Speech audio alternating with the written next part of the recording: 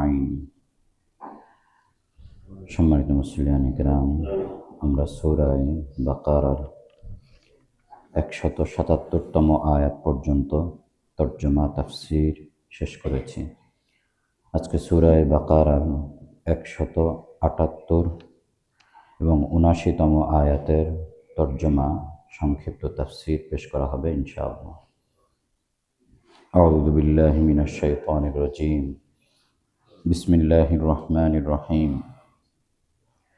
يا أيها الذين آمنوا كتب عليكم القصاص في القتلى الحر بالحر والعبد بالعبد والأنثى بالأنثى فمن عفي له من أخيه شيء فاتباع بالمعروف وأداء إليه بإحسان ذلك تخفيف من ربكم ورحمة فمن اعتدى بعد ذلك فله عذاب أليم ولكم في القصاص حياة يا أولي الألباب لعلكم تتقون। আল্লাহ তাআলা বলছেন, হে ঈমানদারগণ, তোমাদের উপরে হত্যার ক্ষেত্রে কিসাসের ফরজের বিধান রাখা হলো। স্বাধীনের বদলে স্বাধীন, কৃতদাসের বদলে কৃতদাস, নারীর বদলে নারী।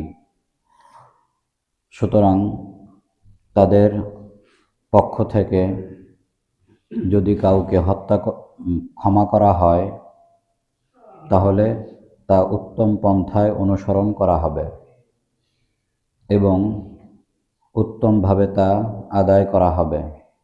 আর এটা তোমাদের রবের পক্ষ থেকে হালকাকরণ এবং রহমত। আর যে এর পরেও সীমা লঙ্ঘন করবে তার জন্য রয়েছে যন্ত্রণাদায়ক শাস্তি। আর তোমাদের জন্য কিসাসে জীবন রয়েছে, হে জ্ঞানী সম্প্রদায়, যাতে তোমরা তাকওয়া অর্জন করতে পারো। তো এই আয়াতে আল্লাহ তাআলা কিসাস সম্পর্কিত বিধান নাজিল করেছেন। মূলত ইসলামের পূর্বে দুটি সম্প্রদায়ের মাঝে যুদ্ধ লেগে যায় এবং বহু মানুষ হতাহত হয়। এরপরে ইসলাম আগমনের পরে এক পর্যায়ে উভয় সম্প্রদায়ই ইসলাম গ্রহণ করে, কিন্তু তাদের সেই পূর্বের যে শত্রু মনোভাব সেটা তাদের দূর হয়নি। তার মধ্যে উচ্চ শ্রেণীর যে সম্প্রদায় ছিল, তাদের বক্তব্য ছিল যে আমাদের একজনের বদলে তোমাদের কয়েকজনকে হত্যা করা হবে, আমাদের একজনের বদলে তোমাদের কয়েকজনকে আমরা হত্যা করব। এই নীতিতে তারা ইতিপূর্বে অনেক নারী পুরুষকে হতাহত করেছে, অনেক নারী পুরুষকে হত্যা করেছে। ইসলাম গ্রহণ করার পরেও তাদের সেই মনোভাব বাকি ছিল। তো আল্লাহ তাআলা এরই প্রেক্ষিতে এই আয়াত নাজিল করে কিসাস, দিয়ত এবং ক্ষমা এই তিনটি বিষয়ের আলোচনা করেছেন। ইহুদিদের মধ্যে তাদের ক্ষেত্রে কোনো দিয়তের নিয়ম ছিল না, অর্থাৎ রক্তপণের কোনো নিয়ম কানুন ছিল না। তাদের মধ্যে ছিল কিসাস, অর্থাৎ হত্যার বদলে হত্যা করে প্রতিশোধ গ্রহণ করা অথবা ক্ষমা করে দেওয়া। আর নাসারাদের মধ্যে মুক্তিপণের কোনো সিস্টেম ছিল, তার নাসারাদের মধ্যে কোনো কিসাসের সিস্টেম ছিল না। খ্রিস্টানদের মধ্যে কিসাস অর্থাৎ হত্যার বদলে হত্যা ছিল না, তাদের মধ্যে ছিল শুধুমাত্র ক্ষমা আর মুক্তিপণ। তো আল্লাহ তাআলা এই তিনটি বিষয়কে সমন্বয় করে এখানে উল্লেখ করে দিয়েছেন যে তোমাদের যখনই কোনো হত্যাকাণ্ড হয়ে থাকে তখন তোমাদের উপরে কিসাসকে ফরজ করা হলো, তোমরা কিসাস হত্যার বদলে হত্যা করতে পারবে। তবে এক্ষেত্রে কয়েকটি বিষয় লক্ষণীয়। সর্বপ্রথম হচ্ছে কিসাস কাকে বলে। কিসাসের অর্থ হচ্ছে সমতা রক্ষা করা, সমান সমান করা, সমহারে কোনো কিছু নেওয়া বা গ্রহণ করা। তো হত্যার ক্ষেত্রে সমতা রক্ষা করতে হবে, কখনোই অতিরঞ্জিত কোনো কিছু করা বৈধ হবে না। আর এই সমতা রক্ষা করার বিধানটি কেউ ব্যক্তিগতভাবে করতে পারবে না। নিহতদের পরিবার বা তার ওয়ারিশ যারা রয়েছে তারা নিজেরাই এ হত্যাকাণ্ড ঘটাতে পারবে না, প্রতিশোধ গ্রহণ করতে পারবে না। এটা যথাযথ কর্তৃপক্ষের মাধ্যমে আদায় করতে হবে। তৃতীয় বিষয় হচ্ছে কিসাস কখন গ্রহণ করা হবে, অর্থাৎ হত্যার বদলে হত্যা কখন করা হবে, যদি সেই হত্যাটি ইচ্ছাকৃত এবং যে অস্ত্রের মাধ্যমে কাউকে হত্যা করা হয়ে থাকে এমন কোনো অস্ত্রের মাধ্যমে হয়ে থাকে। ইচ্ছাকৃত এবং যে অস্ত্রের মাধ্যমে কারো মৃত্যুদণ্ড ঘটানো হয়ে থাকে এমন কোনো অস্ত্রের মাধ্যমে ইচ্ছাকৃতভাবে যদি হত্যা করা হয়ে থাকে তখনই কিসাস আসে। কিন্তু যদি অনিচ্ছাকৃত হয়, কিন্তু সে মৃত্যুবরণ করলো, অথবা এমন কোনো কিছু দিয়ে তাকে মৃত্যু ঘটালো যেটা হত্যার কোনো অস্ত্র নয়, তাহলেও সেক্ষেত্রে কিসাস আসে না। এরপরের বিষয় হচ্ছে কিসাসের বিষয় নির্ধারণ করার আগে অনেক মাসআলা মাসাইল শরীয়তের যে সকল বিষয়গুলো বলেছে সে সমস্ত কিছু সে সময়ে যে কর্তৃপক্ষের কাছে দিবে তারাও বিজ্ঞ ফকিহ মুফতি যারা রয়েছে তাদের সাথে পরামর্শ করবে, এমনি এমনি তারা সেটা করবে না। তাদের সাথে পরামর্শ করার মাধ্যমে শরীয়তের পুরোপুরি বিধানকে, এর মধ্যে কি সুন্নাহ রয়েছে, এর মধ্যে কি মুস্তাহাব রয়েছে, রাসূলুল্লাহ সাল্লাল্লাহু আলাইহি ওয়াসাল্লাম সাহাবায়ে কেরাম কীভাবে করেছেন, সে বিষয়গুলো লক্ষ্য রেখে তারা এই বিষয়টি সম্পাদন করবে। এবং এক্ষেত্রে পঞ্চম যে বিষয়টি লক্ষ্য রাখবে সেটি হচ্ছে উম্মাহর শিক্ষা, অর্থাৎ এই যে হত্যার প্রতিশোধ গ্রহণ করা হচ্ছে, বিচার কার্য সম্পাদন করা হচ্ছে, এই হত্যার প্রতিশোধ হত্যা করার আগে এমনভাবে করা যাতে পুরো জাতির শিক্ষা হয়ে যায়, পরবর্তীতে যেন এই ধরনের কোনো কাণ্ড ঘটানো না হয়, মানুষের মধ্যে যেন শিক্ষা সৃষ্টি হয়, সেই বিষয়টি লক্ষ্য রাখবে। এরপর আল্লাহ তাআলা বললেন আল হুররু বিল হুররি, স্বাধীনের বদলে স্বাধীন, ওয়াল আবদু বিল আবদি, কৃতদাসের বদলে কৃতদাস, ওয়াল উনসা বিল উনসা, নারীর বদলে নারী। তো আয়াতের বাহ্য অর্থ থেকে এটা বুঝে আসে যে মনে হয় কৃতদাসের বদলে কৃতদাসকেই হত্যা করতে হবে, বা নারীর বদলে নারীকেই হত্যা করতে হবে, এবং স্বাধীনের বদলে স্বাধীনকেই হত্যা করতে হবে। ব্যাপারটা এভাবে এখানে যেভাবে বলা হচ্ছে এর অর্থটা এমন নয়। যেহেতু একটা প্রেক্ষিতে আল্লাহ তাআলা এই আয়াত নাজিল করেছেন, তাদের মধ্যে আরব মুশরিকদের মধ্যে অবস্থা এমন ছিল যে উচ্চ বংশীয় কাউকে যদি হত্যা করা হতো তাহলে সেক্ষেত্রে তারা বিষয়টি এমনভাবে করত যে নিম্ন বংশীয় যদি কেউ হত্যাকারী হয়ে থাকে তাহলে সে বংশের বহু লোককে হত্যা করা হতো। এমনকি কোনো কোনো গোত্রের সকলকেই হত্যা করার বিধান তাদের মধ্যে ছিল, যে আমাদের এই সম্মানিত গোত্রের উপর আঘাত এসছে, এর বিপরীতে তাদের গোত্রের সকলকে হত্যা করা হবে। এটা ছিল এক নম্বরে। দ্বিতীয় ছিল যে যদি সম্মানিত কোনো গোত্রের কোনো পুরুষকে হত্যা করা হয়ে থাকে, কোনো নারী যদি কোনো পুরুষকে হত্যা করে তাহলে সেই নারীকে হত্যা করা হবে না, বরং সেই গোত্রের আরেকজন পুরুষকে হত্যা করতে হবে। আবার যদি কোনো নারীকে কোনো পুরুষ হত্যা করে থাকে তাহলে সে পুরুষকে হত্যা করা হবে না, ওই গোত্রের একজন নারীকে হত্যা করা হবে। যেহেতু নারীকে হত্যা করা হয়েছে, নারী নিহত হয়েছে, সেই কারণে যদি সেই হত্যাকারী ব্যক্তি পুরুষও হয়ে থাকে তাকে হত্যা করা হবে না, বরং হত্যা করতে হবে অন্য একজন নারীকে। এই ধরনের শ্রেণী বৈষম্য তাদের মধ্যে ছিল, অর্থাৎ সম্মানিত ব্যক্তিদের মধ্য থেকে হতে হবে, সম্মানিত বংশের মধ্য থেকে হতে হবে, এবং সে একজন পুরুষ হতে হবে, কারণ নিহত ব্যক্তি হচ্ছে পুরুষ, নিহত ব্যক্তি হচ্ছে একজন নারী। যদি কোনো মনিবকে হত্যা করে থাকে, কোনো গোলাম কোনো মনিবকে হত্যা করে থাকে তাহলে ওই বংশের ওই গোত্রের একজন মনিবকে হত্যা করতে হবে। কোনো ওই যে হত্যা করছে সে হত্যাকারী গোলাম, তাকে হত্যা করা যাবে না। তো এই সকল নিয়ম কানুন তাদের মধ্যে ছিল। সেই কারণে আল্লাহ তাআলা বললেন যে স্বাধীনের বদলে স্বাধীনকে হত্যা করা, আর কৃতদাসের বদলে কৃতদাস হত্যা করা, এবং নারীর বদলে নারীকে হত্যা করা। অর্থাৎ হত্যাকারী ব্যক্তিকে হত্যা করতে হবে, সে পুরুষ হোক, নারী হোক, যে গোত্রের হোক, যে সম্প্রদায়ের হোক না কেন, সেটা বিবেচ্য নয়। প্রাণ হিসেবে অর্থাৎ রূহ হিসেবে আল্লাহ তাআলার কাছে সকলের মর্যাদা সমান। এখানে কোনো শ্রেণী বৈষম্য, কোনো বংশ বৈষম্য, কোনো বর্ণ বৈষম্য, কোনো গোত্র বৈষম্য, কোনো অঞ্চল বৈষম্যের কোনো সুযোগ নেই। তো অতএব যে হত্যাকারী, তার থেকেই কিসাস নিতে হবে, তাকেই হত্যা করতে হবে, তার বদলে অন্য আরেকজনকে বা তার বদলে অন্য কাউকে নেওয়ার কোনো সুযোগ নেই। তো এই বিষয়গুলো ফিকহের কিতাবে বিস্তারিত মাসআলা রয়েছে। ওলামায়ে কেরাম এই সব কিছুকে সামনে রেখে এই কিসাসের রাষ্ট্রীয়ভাবে কিসাস আদায় কার্যকর করে থাকেন। এরপরে আল্লাহ তাআলা বলছেন, ফামান উফিয়া লাহু মিন আখিহি শাইউন ফাত্তিবাউন বিল মারুফ ওয়া আদাউন ইলাইহি বিইহসান।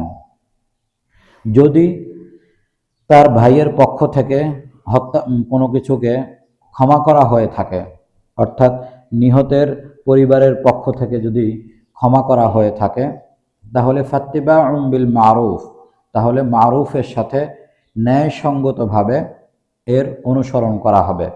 ওয়া আদাউন ইলাইহি বিইহসান, এবং উত্তমভাবে সেই যে যতটুকু ক্ষমা করা হয়েছে ততটুকু বাদ দিয়ে বাকিটুকু আদায় করা হবে। এখানে আল্লাহ তাআলা মুক্তিপণের আলোচনা করেছেন, রক্তপণের আলোচনা করেছেন, যেটা ইহুদিদের মধ্যে ছিল না। যে এই রক্তপণ কি, শরীয়তের বিষয় হচ্ছে যদি নিহতের পরিবার এটাকে ক্ষমা করতে পারে, তাদের প্রথম উত্তম হচ্ছে ক্ষমা করে দেওয়া, পুরোপুরি ক্ষমা করে দেওয়া। যদি এটা করে তাহলে তো সর্বোত্তম, এর মধ্যে কোনো সন্দেহ নেই, এবং এর জাযা, এর পুরস্কার আখেরাতে পাবে। আর যদি সেটাকে সেইভাবে পুরোপুরি ক্ষমা না করে, আংশিক ক্ষমা করে, সেটা হচ্ছে রক্তপণ বা সেটা হচ্ছে মুক্তিপণ। সেটা কি? সেইটা হচ্ছে 100 উট বা 100 উটের সমপরিমাণ মূল্য আদায় করতে হবে। মধ্যম আকৃতির, মধ্যম আকারের 100 উটের যে মূল্য, সে মূল্য আদায় করতে হবে। 100 উটের কত মূল্য রয়েছে বর্তমানে, সেটা তাকে আদায় করতে হবে একজন হত্যাকারীর বিপরীতে, একজন নিহত ব্যক্তির বিপরীতে। তবে এক্ষেত্রে যদি যারা নিহতের পরিবার বা ওয়ারিশ রয়েছে, তারা যদি চায় এটাকে কমিয়ে নিয়ে আসতে পারে, তাদের সে সুযোগ রয়েছে। অর্থাৎ এটাকে তারা 50 উটের সমপরিমাণ করতে পারে বা 30 উটের সমপরিমাণ করতে পারে, এটাকে ইচ্ছা করলে, অথবা উভয় সমঝোতার মাধ্যমে একটা অংশ তারা নির্ধারণ করতে পারে। শরীয়তে সে বিধান রাখা হয়েছে। আবার যদি এমনটা হয়ে থাকে যে নিহতের পরিবারের মধ্যে যারা ওয়ারিশ রয়েছে তাদের মধ্যে মতানৈক্য সৃষ্টি হয়, এক ভাই, দুই ভাই আছে ওয়ারিশ, এক ভাই বলছে যে আমরা হত্যার বদলে হত্যা নিব, আমরা কোনো ধরনের ছাড় দিব না। আরেক ভাই বলছে যে না, আমি মুক্তিপণ গ্রহণ করব। তাহলেও সেক্ষেত্রে হত্যার বিধান আর থাকে না, তাহলেও সেক্ষেত্রে সেই হত্যার বদলে প্রতিশোধ আর হত্যা বা কিসাস থাকে না, তখন সেটা মুক্তিপণে চলে আসে যদি তাদের মধ্যে মতানৈক্য সৃষ্টি হয় ওয়ারিশানদের মধ্যে। দ্বিতীয় হচ্ছে, এটাকে তখন ভাগ করা হবে, যে দিয়ত 100 উট, 100 উটের মধ্যে যদি এক ভাই বলে যে আমি এটা গ্রহণ করব না, আমি মুক্তিপণ বা রক্তপণ গ্রহণ করব না, আরেক ভাই যদি বলে যে না আমি গ্রহণ করব, তাহলে সেই ক্ষেত্রে 50 উটের অর্থ আসবে বা 50 উট তাকে দিতে হবে।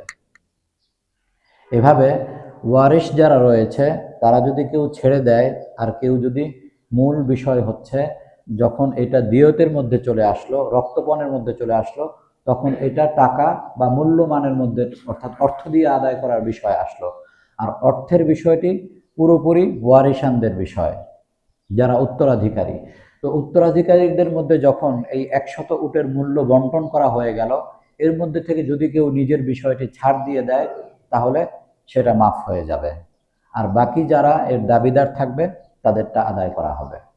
এইভাবে 100 উট বা তার মূল্য ওয়ারিসদের মধ্যে বন্টন করা হবে। যারা ছেড়ে দিবে তাদেরটা মাফ হয়ে যাবে, তারা পাবে না। আর যারা এর দাবি থাকবে তারা পাবে, বাকিটা তারা পাবে। এটাই আল্লাহ তাআলা বললেন ফাত্তিবাউম বিল মারুফ, ন্যায়সঙ্গতভাবে এর অনুসরণ করা হবে এবং এটাকে উত্তমভাবে আদায় করা হবে। ন্যায়সঙ্গতভাবে অনুসরণ করবে নিহতের পরিবার এবং ন্যায়সঙ্গতভাবে অনুসরণ করবে হত্যাকারীর পরিবার। এখানে আরও একটি বিষয় আল্লাহ তাআলা উল্লেখ করেছেন বিল মারুফ শব্দের মাধ্যমে। মারুফ এই শব্দটি হচ্ছে অরফ থেকে। অরফ হচ্ছে সামাজিক রীতিনীতি, সামাজিক নিয়ম কানুন। যদি কোথাও এমন হয় যে এমন কোনো বিষয় আসে যেটা ইসলামের বিধানের মধ্যে পাওয়া যাচ্ছে না, এমনটা হতে পারে যে তারা যে নিয়ম কানুন চাচ্ছে বা তারা যে রীতিনীতির মধ্যে যেতে চাচ্ছে যেটা শরীয়তের বিধানের মধ্যে বা ইসলামী যে আল্লাহ তাআলা হুকুম দিয়েছেন এর মধ্যে নেই, তখন সেক্ষেত্রে কি করবে? তখন সেই অরফ বা তাদের যে প্রচলিত রীতিনীতি রয়েছে সেটাকে ইসলামের আলোকে বা ইসলামের কোরআন সুন্নাহের সামঞ্জস্যের ভিত্তিতে আদায় করা যাবে। সে বিষয়টি আল্লাহ তাআলা বললেন মারুফ শব্দের মাধ্যমে। মারুফ শব্দটি অরফ থেকে, অরফ মানে সামাজিক রীতিনীতি। এমন কোনো বিষয় হতেই পারে যে এটার ক্ষেত্রে যেই অবস্থা সৃষ্টি হয়েছে বা যেভাবে লোকটাকে মৃত্যুবরণ করা হয়েছে এই ক্ষেত্রে কোনো বিধান আমরা দিতে পারছি না, তখন সেই ক্ষেত্রে অরফ বা সামাজিক কোনো নিয়মের উপর ভিত্তি করা যাবে এবং সেটা কোরআন সুন্নাহের আলোকে বা কোরআন সুন্নাহের সার নির্যাসের ভিত্তিতে, উসুল বা নীতির ভিত্তিতে করতে হবে।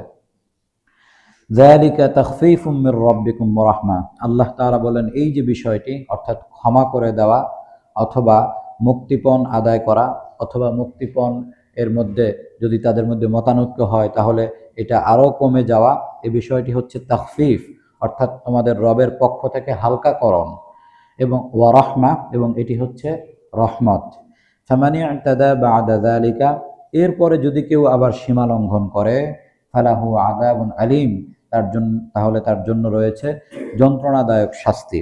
অর্থাৎ সেই মুক্তিপণ আদায় করার পরে অথবা হত্যার বদলে হত্যা হওয়ার পরেও নিহতের পরিবার বা নিহতের ওয়ারিশ যারা রয়েছে তারা যদি সীমা লঙ্ঘন করে, অর্থাৎ তারা জিদের বশবর্তী হয়ে থাকতেই পারে তাদের মধ্যে কোনো ধরনের পূর্ববর্তী শত্রুতা, তো ওই ধরনের পূর্ববর্তী কোনো শত্রুতার জের ধরে যদি তারা অতিরিক্ত কোনো কিছু করে, সীমা লঙ্ঘন করে, রাষ্ট্রীয়ভাবে সব কিছু স্বাভাবিকভাবে কার্যকর হয়ে গিয়েছে, এরপরেও দেখা যাচ্ছে নিহতের পরিবার প্রতিশোধ গ্রহণের নেশায় আবার সেই হত্যাকারীর পরিবারের কোনো ধরনের কোনো ক্ষতি করলো, আল্লাহ তাআলা সেটা বললেন যে তাহলে তার জন্য রয়েছে যন্ত্রণাদায়ক শাস্তি, সীমা লঙ্ঘন করা যাবে না। ওয়ালাকুম ফিল কিসাসি হায়াতুন ইয়া উলিল আলবাবি লাআল্লাকুম তাত্তাকুন, আল্লাহ তাআলা বললেন যে হে জ্ঞানী সম্প্রদায়, কিসাসের মধ্যে তোমাদের জন্য জীবন রয়েছে, তোমাদের জন্য হায়াত রয়েছে, যদি তোমরা সঠিক অর্থে পরহেজগার, যদি তোমরা সঠিক অর্থে আল্লাহ তাআলাকে ভয় করতে পারো। অর্থাৎ কিসাসের মধ্যে জীবন রয়েছে। বাহ্য দৃষ্টিতে তো কিসাসের মধ্যে জীবন নেই, বরং একজন মানুষের রূহকে কবজ করা হলো, একজন মানুষকে মেরে ফেলা হলো, তাহলে কিসাসের মধ্যে হায়াত কিভাবে থাকে?